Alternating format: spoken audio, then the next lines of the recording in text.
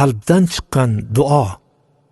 Ey mo'min birodarim, ey mo'mina singlim, bugun sizga Qur'onning qalblar titraydigan, umid bag'ishlaydigan va haqiqiy muhtojlikni izhor qiladigan duosidan xabar bermoqchimiz.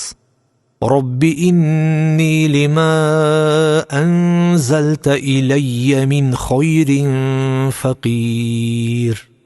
Ey Robbim, sen tomoningdan nima yaxshilik tushirsang, men unga muhtojdirman.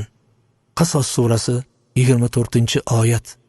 Bu duo Muso alayhissalomning og'izlaridan chiqqan.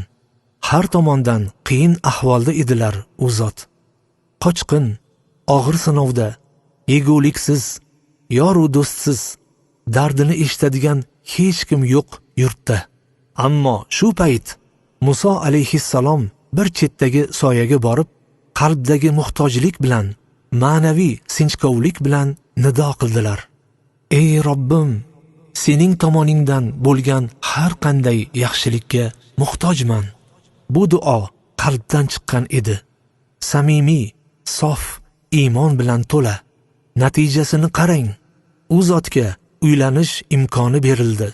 Ish joyi, ya'ni moddiy barqarorlik nasib etdi. Endi eng buyuk ne'mat, nubuvvat ham berildi. Izoh: nubuvvat Allohdan muhim xabar olgan martabasi yuqori shaxs. Bu duoning saboqlari va hikmatlari. Birinchi, muhtojlikni faqat Allohga ifoda qilish kerak. Muso alayhissalom o'zlarini faqir deb atadilar. Shu ibora orqali ey Robbim, sensiz menga hayot yo'q demoqdalar. Ikkinchi, duo uchun tayyorlangan qalb. Muso alayhissalom avval bir ish qildilar. Yaxshi amal. Chorva sug'ordilar, samimiyat bilan yordam berdilar. Keyin duo qildilar. Shu amal duoga zamin yaratib berdi. Uchinchi, faqat xohish emas, faqirlikni izhor qilish.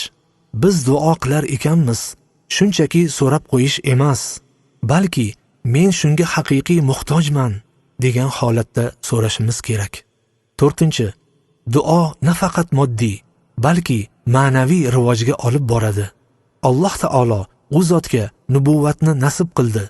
Demak, ixlos va muhtojlik bilan qilingan duo insonni butunlay o'zgartirishi mumkin.